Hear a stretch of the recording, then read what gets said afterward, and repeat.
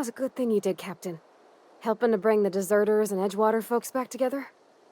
I hope you rest well on that. He's just interested in fixing stuff. He always used to follow me around, asking me to explain what I was doing. Like a puppy, kinda.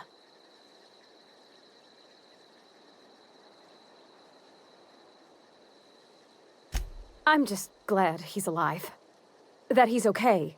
I mean, when Mr. Thompson said he was fired, we all expected the worst.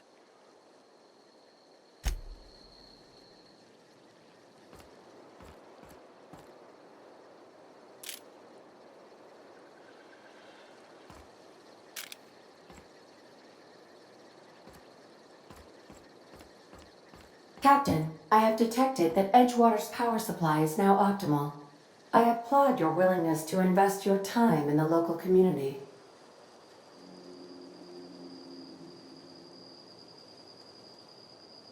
What can I do for you, Captain? Do you know how to install a power regulator? Outstanding, Captain. Your aptitude for engineering will prove invaluable in the event of another catastrophic engine failure. Our engine room is located behind you, across the cargo bay, up the ladders.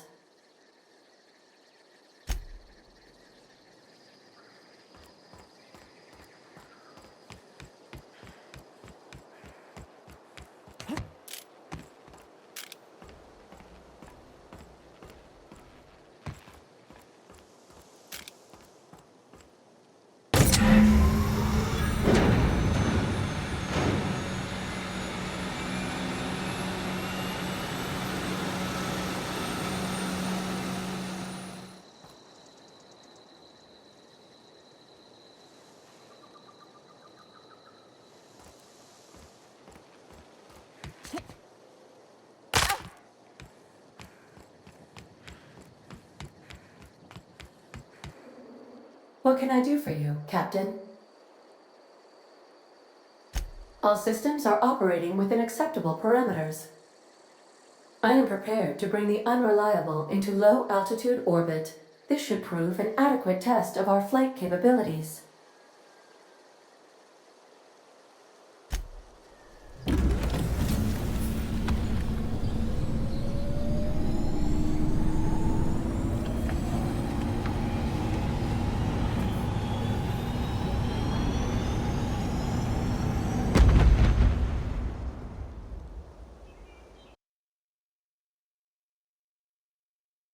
We have received a communication request from Dr. Phineas Wells.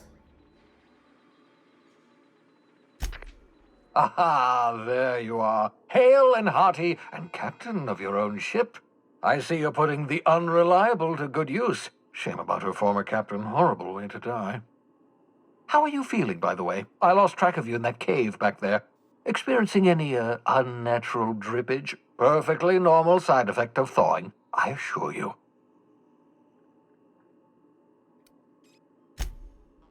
Oh, that, yes, that's probably permanent. I wouldn't worry about it, though. I'm sure you're fine. What you saw in Emerald Vale is happening all across the colony. Food shortages, lack of supplies, and basic necessities. We're dying. The chairman, the minister, and all their lackeys on the board are to blame. The Hope has some of the brightest minds Earth ever sent us. If we can revive the Hope's colonists, they can help us undo the board's mistakes. They can help us set things right. You need to get to Stellar Bay on Monarch. I have contacts there. They'll help me, help us, find the chemicals to revive your fellow colonists. Gladys Culkelly, lovely woman, runs a cozy little black marketing outfit on the Groundbreaker. She can get you a nav key to land on Stellar Bay.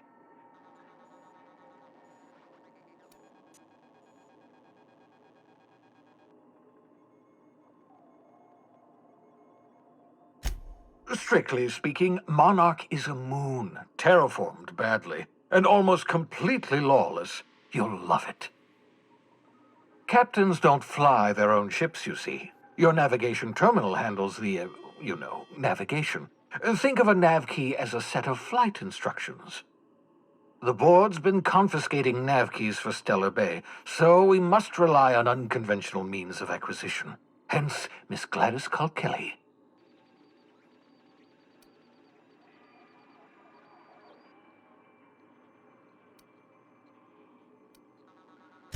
In theory, I suppose you could land your ship in Cascadia, and in theory, I suppose you might survive the experience. Cascadia is utterly seething with dangerous, highly aggressive creatures more than capable of tearing you limb from limb. You'd have to be a lunatic to land in Cascadia, and I'm reasonably certain I tested your brain for incipient signs of insanity. Trust me, talk to Gladys Kilkelly.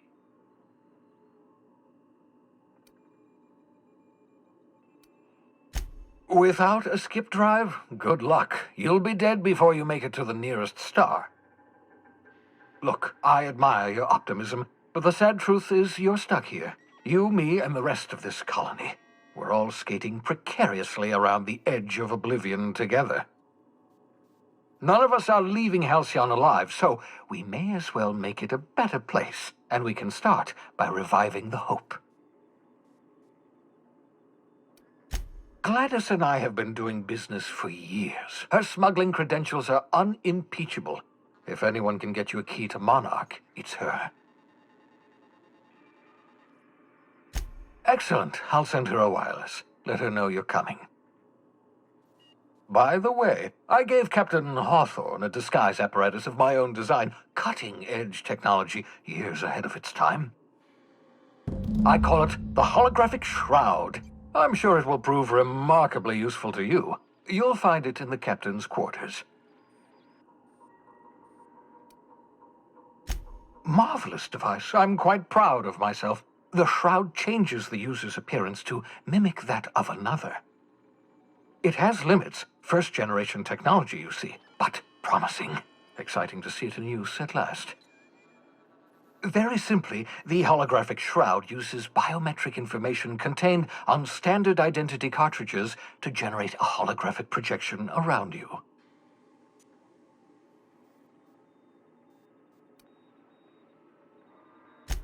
Only stands up to a casual scrutiny. Use it too long, bound to flicker, blur, something like that. Movement makes it more likely. Best used in moderation.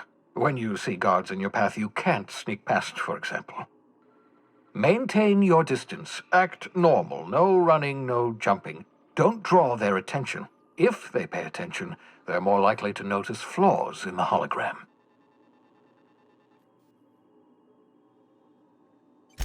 A change of clothes. What is this? Some old spy serial? What inattentive and brainless guard would be fooled by such a shabby disguise? The holographic shroud masks not only your clothes, but your face and fingerprints. It modulates your voice and sweetens your breath.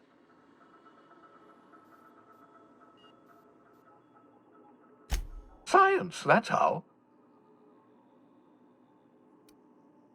Ha ha ha ha! The beauty is they don't expect it. The shroud is the only one of its kind. We humans have a tendency to overlook the unexpected. Activate the disguise, walk past someone. What do they see? A figure dressed like a fellow employee. Don't act odd. They won't focus on you. Excellent. I'll contact you once you've found a way to get to Stellar Bay. If you have any questions, come see me in my lab. And remember, don't trust the board. They'll try to win you over with promises of wealth and power, but it's a lie. The board's only interested in filling their own pockets. If we don't put a stop to them, they're going to run this colony to the ground. Transmission ended. If you are ready to depart, please select a destination on your navigation terminal.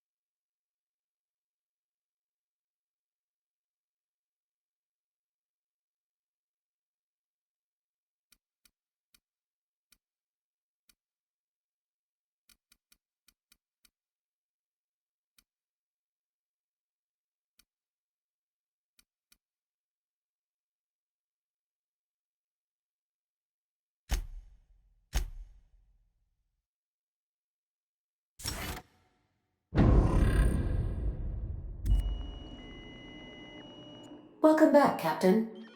How can I be of assistance?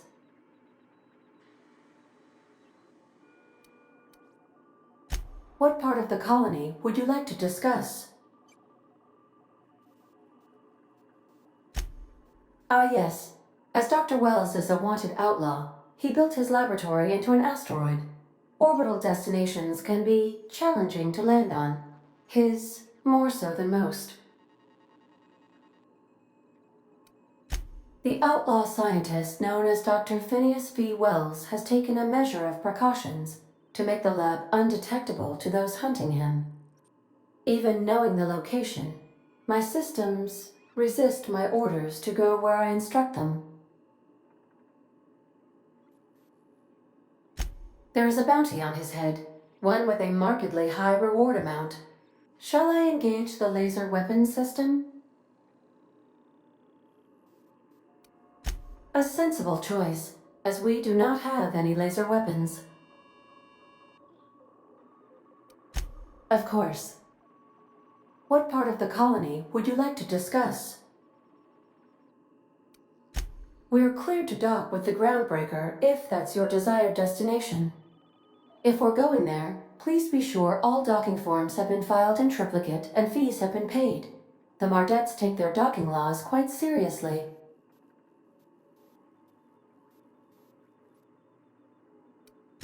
The Groundbreaker was Halcyon's original colony ship. It has since been repurposed as a service station in the Lagrange point of the system. Freighters often deliver or pick up goods from the Groundbreaker en route to other destinations. The city ship hosts an array of cargo bays, factories, housing sections, and more. Many of Halcyon's companies maintain office spaces with stationed representatives in what is considered a truly neutral territory within the system. If we're going there, please be sure all docking forms have been filed in triplicate and fees have been paid. The Mardettes take their docking laws quite seriously. I can, yes. Let me add that to my list of 1,435,498 tasks I am simultaneously executing in order to run our ship. You are more than welcome, Captain. How can I be of assistance? Certainly, Captain. What would you like to hear? Why are obtuse angles so depressed? Because they are never right. As you wish, Captain. I must comply with all direct orders. I have lots of minutes. Many minutes. Unlimited minutes, perhaps. Providing an adequate power source, I can function indefinitely.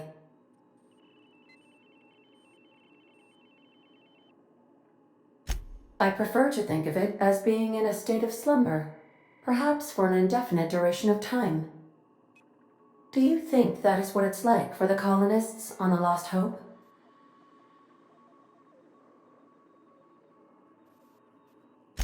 When I simulate myself in such a scenario, I do not find it to be desirable.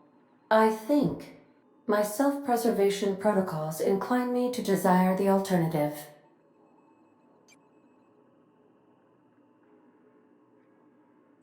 Traveling the system with you, Captain.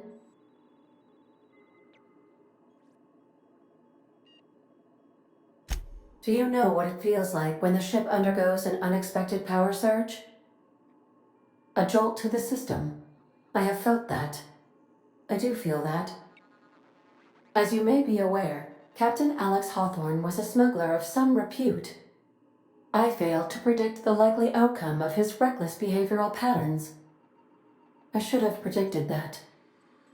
In our travels together, Alex liked to pass time by, as he called it, tinkering to improve my design.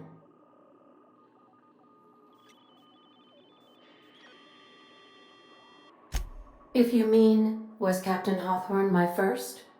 Yes, he was.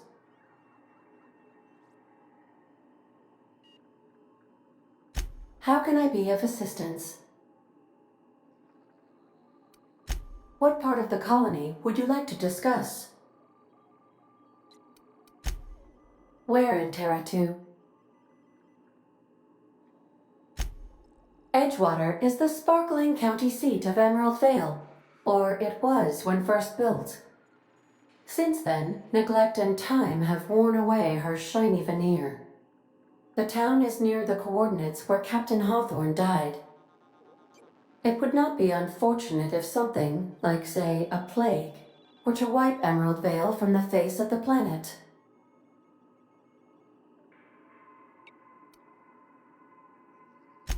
Since you diverted power to Edgewater, the botanical lab shut down, and the deserters were forced to return to town. Meanwhile, the cannery's output increased, enabling the town's population to prosper. Thank you for nothing, Captain. I cannot say. First, I need to adjust my memory interpretation sensors, but I think my answer is yes. You mean the ones who did not answer my distress call with medical assistance, but instead came to issue my injured captain a parking ticket? I'm sure they are wonderful humans who don't deserve to be wiped out by starvation or a devastating plague. How can I be of assistance? What part of the colony would you like to discuss? Where in Monarch? Ah, Monarch, the armpit of the Halcyon system. Her last functioning port town is Stellar Bay. Well, that is if you don't count Sublight's Smuggler's Port at Fallbrook. It's Sublight run for the purpose of shipping contraband, and before you ask, I don't know the coordinates, so I can't dock us there. I believe it has something to do with the planet being an uninhabitable wilderness, and a lawless land with no corporate presence. You may wish to survey the residents in Stellar Bay for additional data points. I request you do not wake me if I am sleeping upon your return. Welcome back, Captain. How can I be of assistance? What part of the colony would you like to discuss? Where in Monarch? Warning. All colonists are urged to reconsider travel to Cascadia due to infestation of mantisaurs and risk of indefinite detention or death.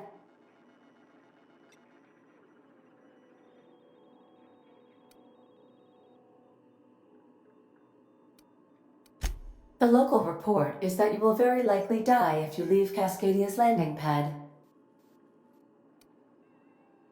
This is one of those times where you say one word but really mean another, isn't it? I suppose you would find an environment like this fun. There are no people aside from marauders in Cascadia. There is only death.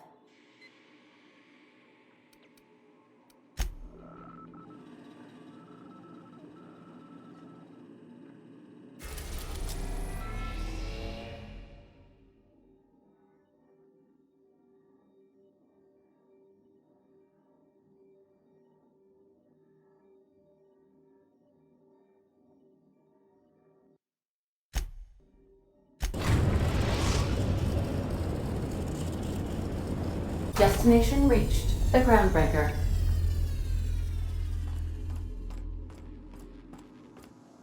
Can we talk? Hey, Captain. I heard that Groundbreaker's got a real good engineer. A lady named Junlei Tennyson?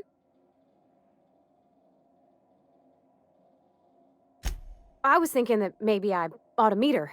If you got time to swing us by, I mean. I don't got much experience fixing actual spaceships. I bet you a can of Borston beans she could teach me all manner of stuff.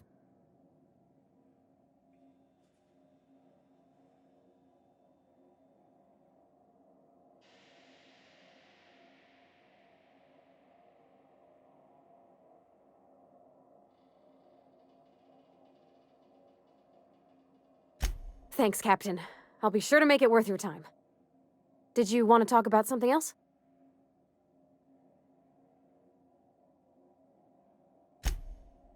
Mostly, yeah. I lived in the maintenance office near all my life. Mr. Thompson never let me forget how funny that was.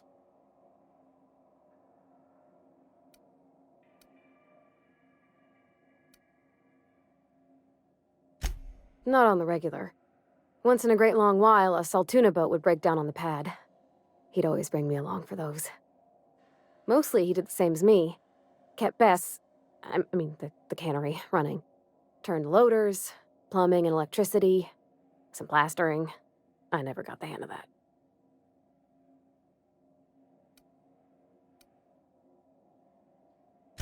Except for my schooling years, I was always beside him. Or tied to him. He used to carry me about in a sling when I was real little. When I got older, he set me to sorting tools and parts while he worked. Later, he taught me simple fixes like busted crate latches. I'm not exactly a model employee. Not like he wanted. The kind that stays quiet and gets the right work done in the right order every day. It's not normal for anyone to do as their parents. You take a vocational test. That decides your schooling and your career. When I tested out for maintenance, everyone figured it was on account of my dad. They were real unhappy with us.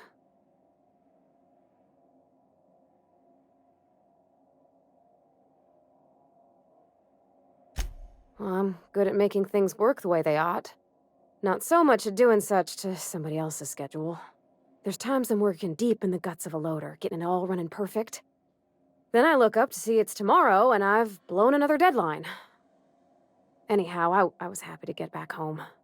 I didn't care much for schooling.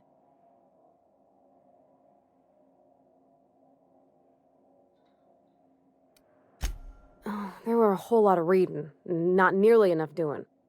Like, before they'd issue you a wrench, they wanted an essay on the design of different wrenches. Then there'd be quizzes on company regulations for storage and maintenance of wrenches.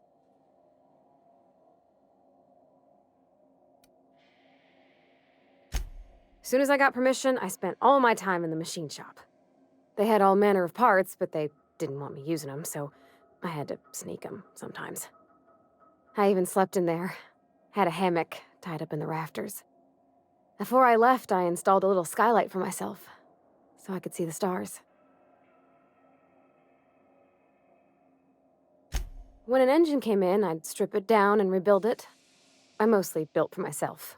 Custom tools, little mechanical critters to talk to. When my roommates tried to talk, I'd get so nervous I'd be drenched in sweat. It was easier for everybody when I stayed off on my own. I doubt any of them remember me now. Yep, nothing much had changed. Everything was a little grayer, a little dirtier. Dad met me at the shuttle and gave me a big ol' hug. I noticed straight away that he was moving slower and stiffer. He made a little grunt when I squeezed.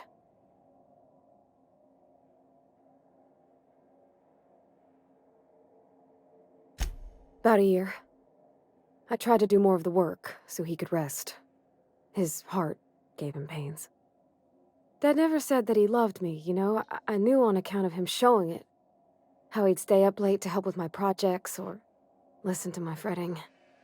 Oh gosh, look at the time. Sorry to bend your ears so long. And I got so much to do before this ship's in decent shape.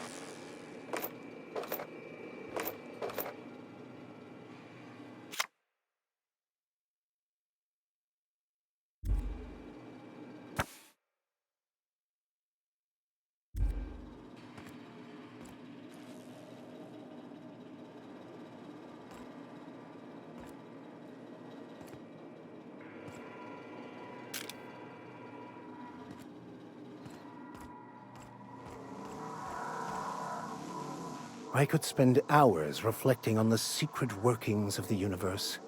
Little else in this colony offers such a relaxing pastime. So, tell me what's on your mind. I excel at confessional listening.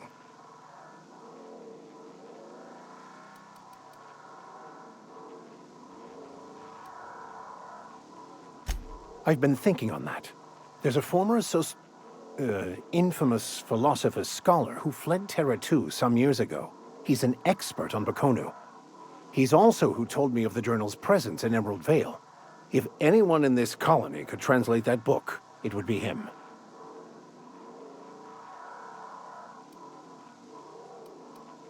You caught me.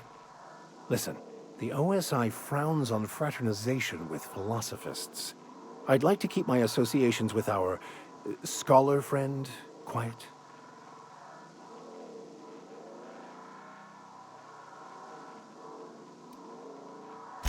Oh, I'm anything but certain. But it's all I've got at the moment. We should start on the Groundbreaker. It's where I'd go if I wanted to get off Terra 2. Great place to pick up a ride to Hephaestus, Scylla, even Monarch. All I need is access to a data cartridge from the security terminal. Their easily hackable system keeps a registry of all crew manifests for both arrivals and departures.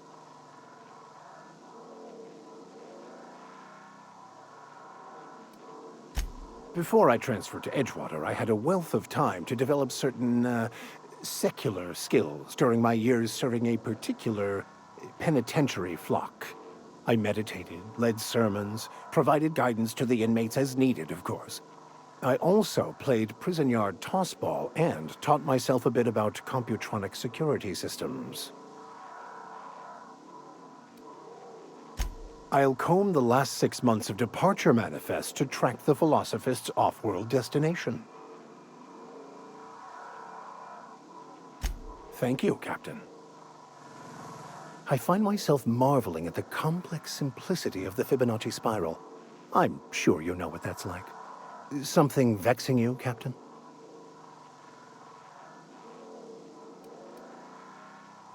Philosophism's a false religion that stands in contradiction to almost everything we know to be true. They believe all is chaos, in stark contrast to OSI's belief in the plan. But most of the philosophist perversion of Bakonu's thoughts came more than a century after his death.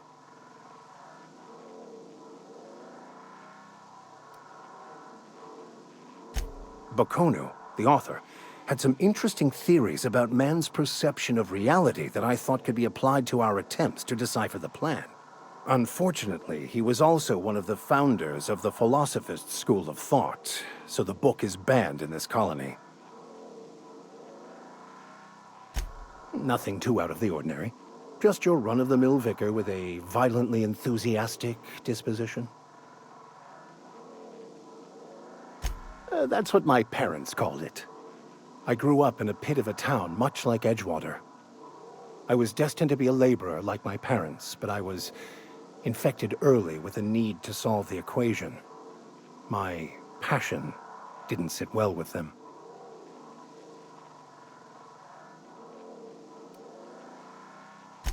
On the contrary, they internalized the precepts of scientism like no one I've ever known. They had a pure faith, a faith that brought joy to them regardless of the situation. I envied that. I wanted that peace. I thought if I became a vicar, I could find it. Or at the very least, find out why I lacked it. They thought I was fighting the plan, should have accepted my lot. Some people pursue the clergy for power, prestige, but that was not me. The plan is not one rigid path. There are a variety of multitudes contained within it. Our paths have variance, but we'll end up adhering to it, whether we like it or not. Some choices make the path smoother, some rougher. You can even go outside the lines, but the further outside you go, it's like an unbreakable elastic band. It will only stretch so far before it snaps back.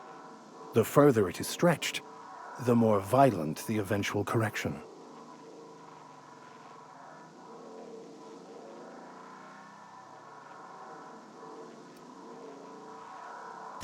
I have run headlong into too many walls in my pursuit of the truth. This book is my last hope, and you were my only hope of getting it translated.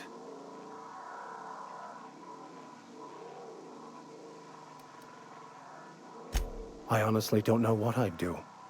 This quest has consumed me for the better part of my life. I fear there's nothing else left to me. What about you? What's your story?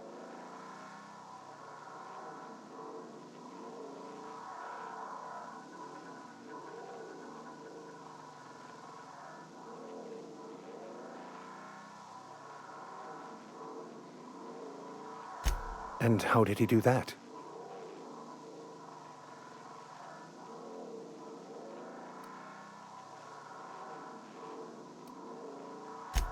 Well, you do seem different than every other colonist.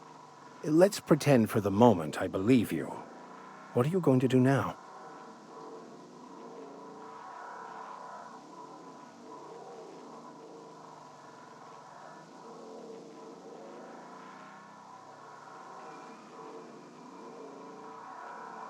That seems a dangerous proposition.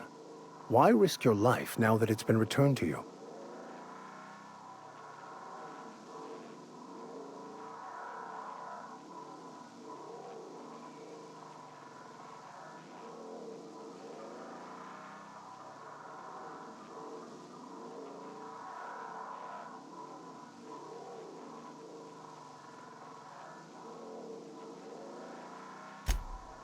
Oh, I see.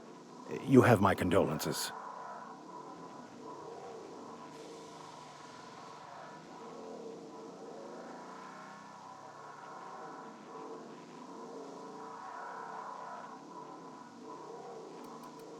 Of course. Are you ready to break into security on the Groundbreaker?